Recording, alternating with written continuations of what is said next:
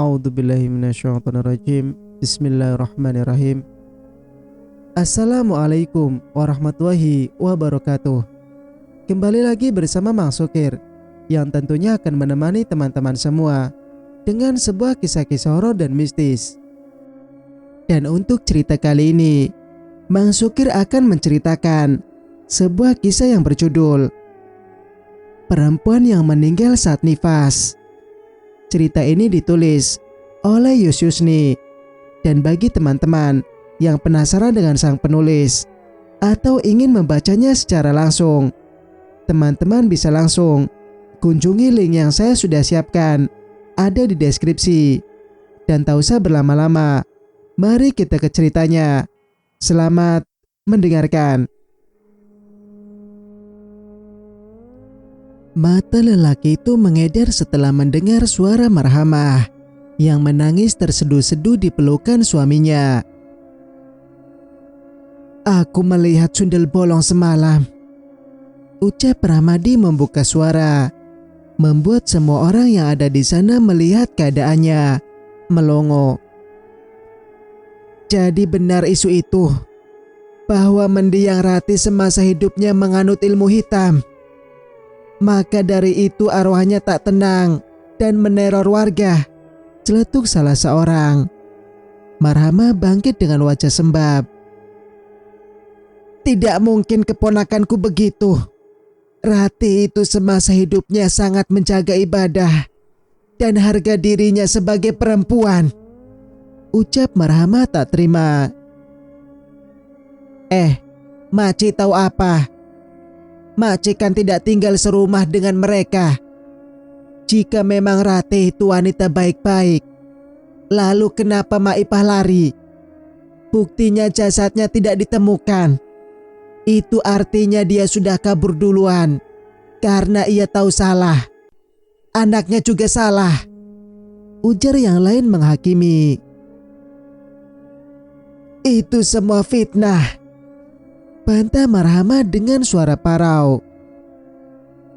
"Sudahlah, Maci. Semua bukti sudah jelas. Jangan membela yang bersalah. Kami tidak akan menerima Maipah lagi di kampung ini jika dia kembali."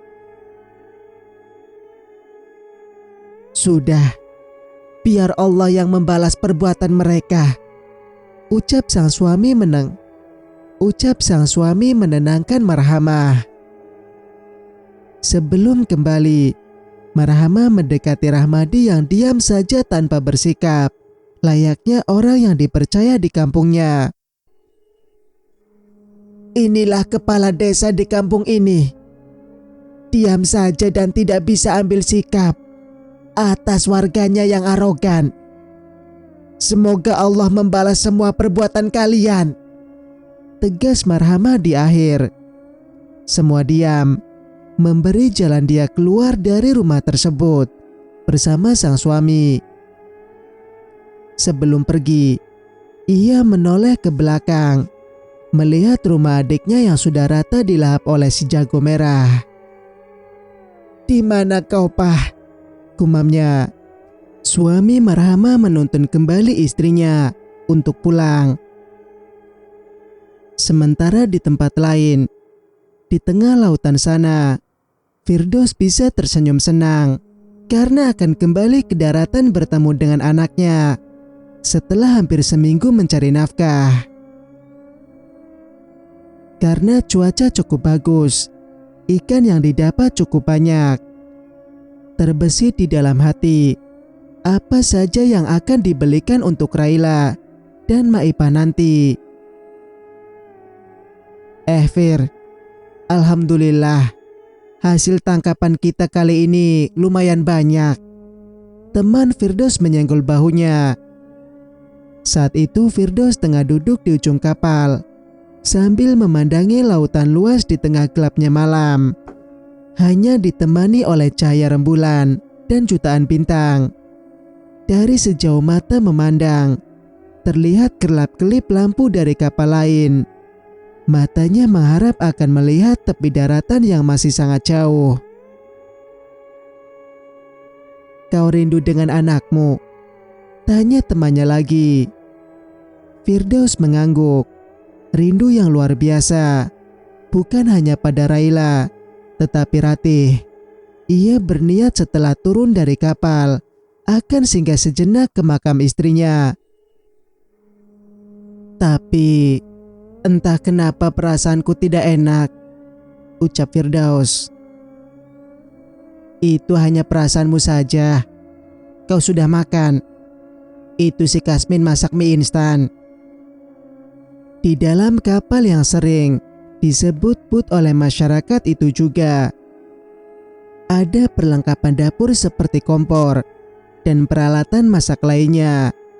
Sebelum berangkat melaut, juragan yang punya kapal sudah menyediakan bahan pokok seperti beras, minyak, sayur dan yang kira-kira bisa disimpan lama tanpa pendingin, seperti bahan pokok lainnya, termasuk mie instan dan telur. Firdaus bangkit. Ia berjalan di atas put yang kadang terasa goncangannya karena ombak-ombak kecil. Lelaki itu duduk ikut bersama temannya yang sedang menikmati mie instan, ditemani semilir angin malam. Setelah kenyang, mereka beristirahat sejenak sampai matahari terbit esok pagi. Sementara ada 3 orang yang berjaga, sekaligus mengendalikan kemudi kapal. Mereka bermain kartu, bahkan ada yang menyanyi, walau nada sumbang, untuk menghibur diri yang jauh dari keluarga.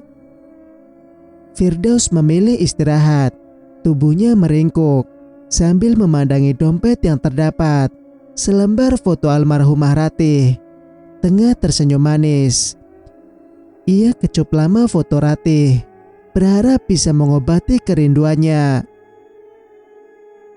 Abang rindu sayang, batinnya. Mata terpejam sambil mendekap foto istrinya. Sayang. Abang. Ratih. Firdaus melihat istrinya dari kejauhan, sedang berlari ke arahnya. Anehnya, pakaian yang dikenakan Ratih berwarna putih lusuh. Banyak bagian yang robek. Raut wajah Ratih yang juga tampak pucat. Rambutnya tergerai sepinggang tak terurus.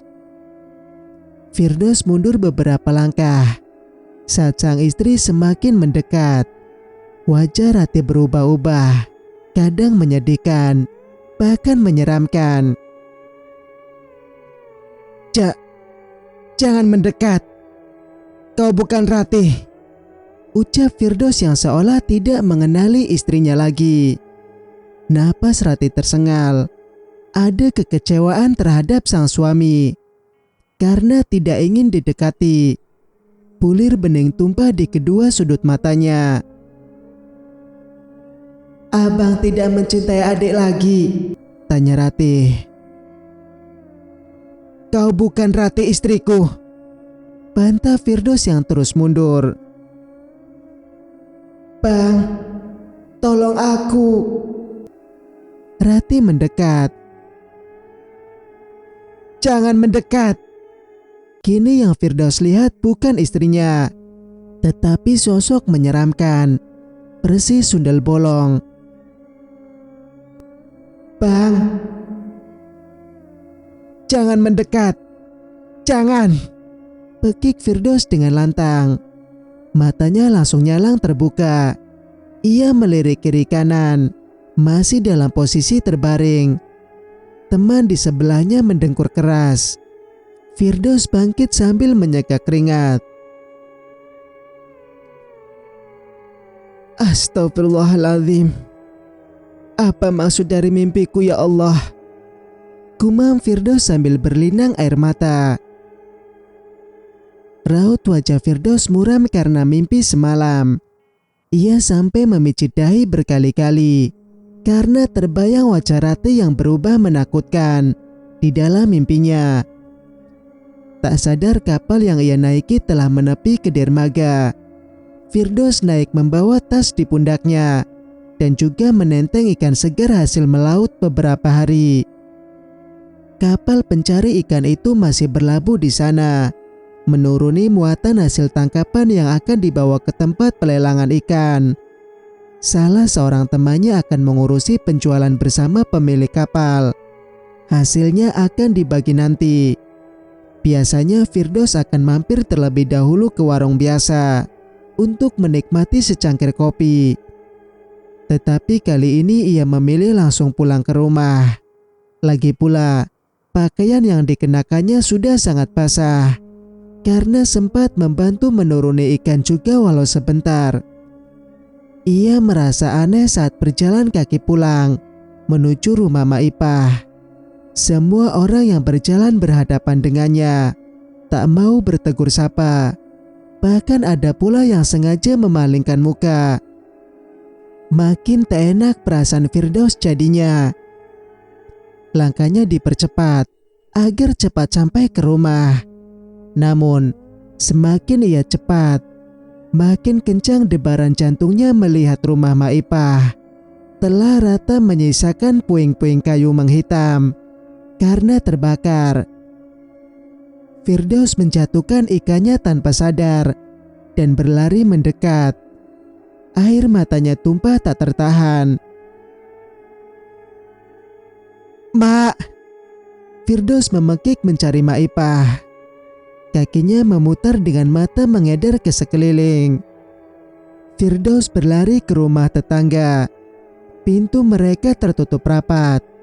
Mereka sengaja tak ingin menemui pria malang itu dan memberi tahu bahwa rumah Maipah dibakar oleh warga. Ada yang meninjau di balik jendela saat Firdaus seperti orang kebingungan di depan rumah mereka. "Ya Allah, apa yang terjadi dengan Maipah dan anakku? Kemana mereka berdua?" Gumam Firdaus cemas. Ia mencoba mengetuk pintu rumah tetangganya. "Assalamualaikum, Makcik," serunya dibarengi dengan ketukan. "Makcik," panggilnya lagi. Tidak ingin menyerah. Tidak ada sahutan sama sekali. Biasanya, tetangga itu akan selalu keluar menyambut mereka. Tetapi kali ini benar-benar sangat aneh. Semua orang menjauh tanpa sebab. Firdaus putus asa. Matanya kembali mengedar ke sana. Rumah yang dulu menjadi tempatnya bersatu dengan sang istri, kini tidak menyisakan apapun. Motornya juga telah tinggal rangka saja. Siapa yang bisa menjelaskan pada pria itu bahwa banyak hal yang terjadi saat ia memutuskan untuk pergi melaut? Air mata yang jatuh perlahan ia hapus dengan jempol tangan. Matanya mengerjap dan menarik napas dalam-dalam. Langkahnya kali ini akan ke rumah Marhamah. Mungkin wanita yang disapa Mak Ngah itu bisa menjelaskan padanya, atau ada Maipah dan Raila di sana.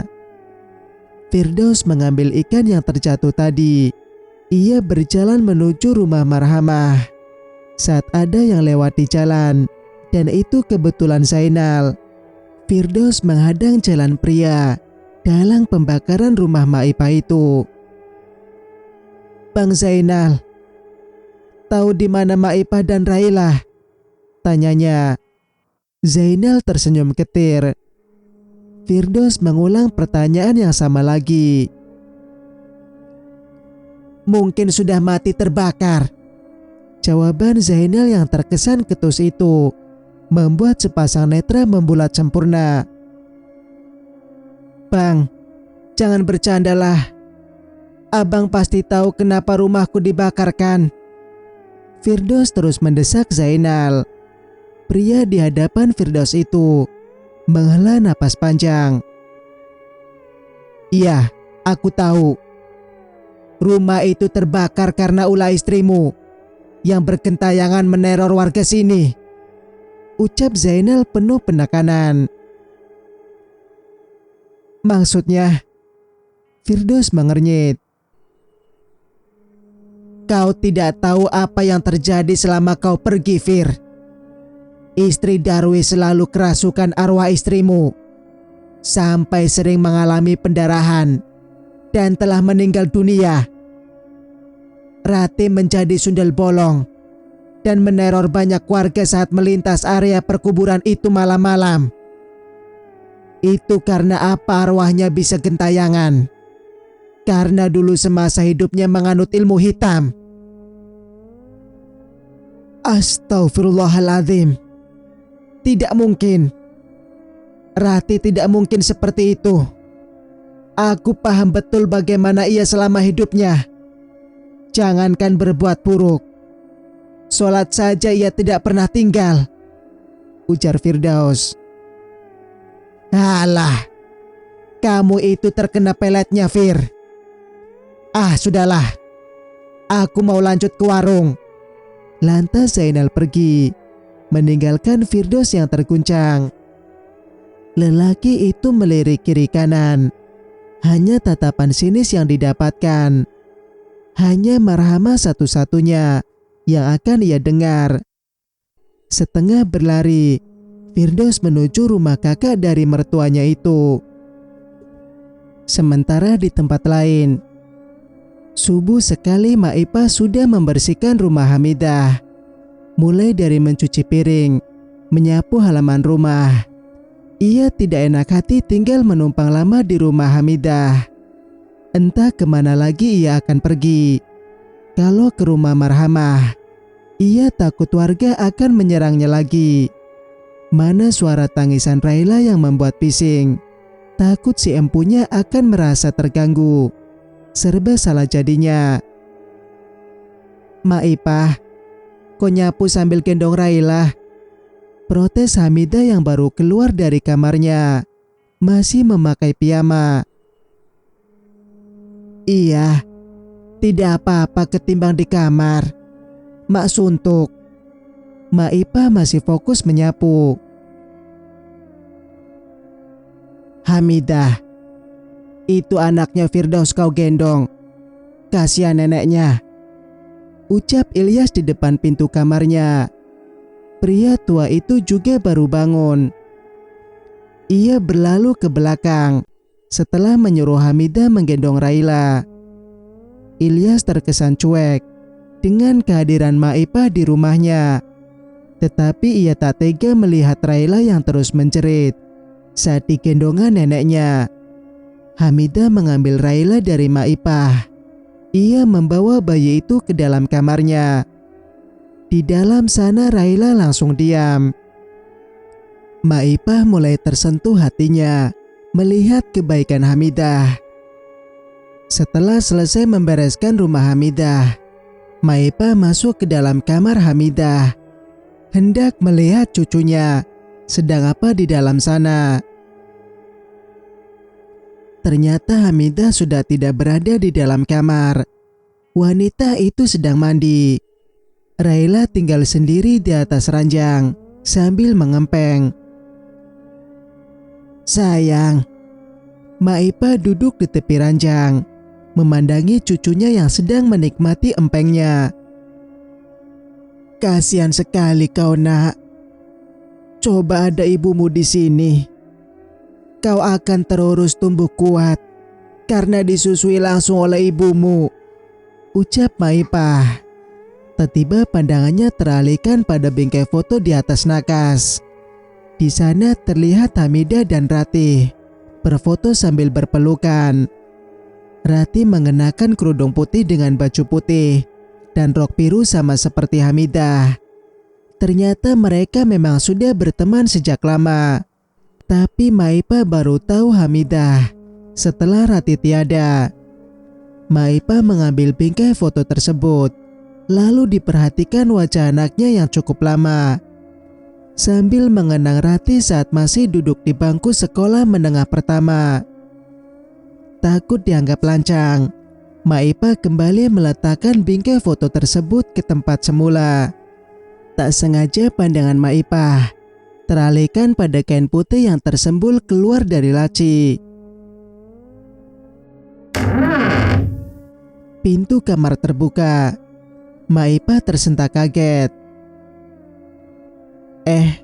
Ada Mak di sini, ucap Hamidah yang mengenakan handuk membalut tubuhnya.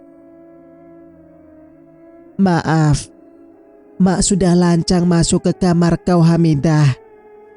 Mak cuma mau lihat Raila, balas Maipa gugup.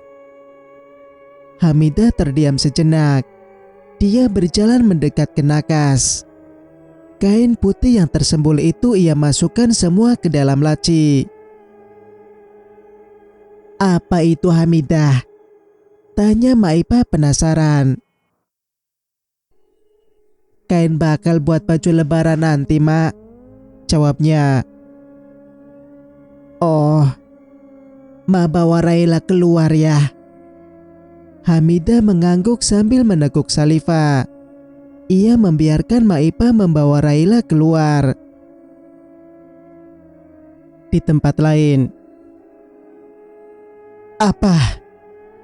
Mata Firdaus terbelalak setelah ia mendengar cerita yang sebenarnya dari Marhamah. Iya. Sekarang Mak Ngah tak tahu di mana mertuamu berada, ucap Marhamah terisak. Kenapa mereka memfitnah sekeji itu? Firdaus terhenyak. Pikirannya menerawang jauh. Fir, kau mandi dulu dan makan. Nanti Pak Ngah bantu carikan mertuamu dan anakmu, saut suami Marhamah. Firdaus menghela napas berat. Ia tidak tenang memikirkan Maipa dan Raila. Sesaat pria itu tertegun berpikir panjang. Marhamah meremas pundak Firdaus sampai ia memejamkan mata. Air hangat menyeruak deras. Cobaan apa lagi ini yang diberikan oleh Tuhan? Belum sebulan Rati meninggal, kini rumah kami terbakar. Emak dan Raila entah kemana, ucap Firdaus yang tak kuasa menahan kesedihannya. Pak Ngah merasa ada yang janggal, Fir. Tadi Pak Ngah sempat ingin mendatangi Datuk Ramli, tetapi dia seminggu ini entah kemana. Dia tidak ada di rumah. Pergilah mandi, Nak. Setelah itu kau makan dan cari mertua sama anakmu bersama Pak Ngah, ucap Marhamah. Firdaus menyeka air matanya. Ia sadar jika dia terus meratapi nasibnya, kapan ia akan bertemu dengan Maipa dan Raila. Akhirnya Firdaus manut. Ia pergi ke belakang guna membersihkan diri. Setelah selesai berganti pakaian, Marhamah sudah menyiapkan makan untuknya. Tetapi Firdaus menolak makan sebelum Maipa dan Raila ditemukan. Pada akhirnya ia sendiri meminjam motor suami Marhamah untuk mencari Maipa dari kampung ke kampung. Motor Cub 70 yang dikendarainya memasuki kampung sebelah. Setelah ia berhenti menanyakan pada orang-orang tentang Maipa, dari siang sampai sore hari tidak ada yang mengaku mengenali Maipa. Perut juga berbunyi minta diisi. Rasa lapar ditepis dengan rasa ingin bertemu, memastikan bahwa Maipa dan anaknya baik-baik saja. Karena lemas dan lelah juga, Firdaus berhenti di sebuah kedai. Ia membeli roti dan minuman untuk melepas rasa lapar yang terus bergejolak. Lelaki itu duduk sambil mengunyah roti yang hampir tak tertelan karena diimbangi pikiran yang semakin kalut. Ia tertunduk lesu dengan mata berkaca-kaca. Tiba-tiba ia merasakan pundaknya ditepuk dari belakang. Firdaus menoleh. Ia langsung melompat dari duduknya dengan mata melotot. Ternyata orang itu adalah Hamidah. Abang sudah pulang melaut? Tanya Hamidah. Firdaus seperti orang kebingungan. Ia diam saja memandangi Hamidah tanpa berkedip sedikit pun. "Bang," panggil Hamidah menyentuh bahu Firdaus. Firdaus memijit pangkal hidungnya. "Abang cari Maipah dan Rahilah." Wajah Firdaus langsung ceria kembali. Ia mengangguk pelan penuh harap. "Maipah dan anak abang ada di rumahku." "Benarkah?" Hamidah mengangguk dan tersenyum simpul. Terlebih melihat sikap Firdaus kepadanya yang tidak kasar seperti yang sudah-sudah.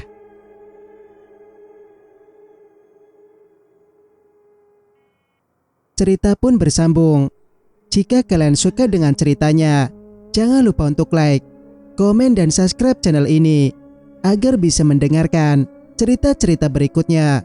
Wassalamualaikum warahmatullahi wabarakatuh.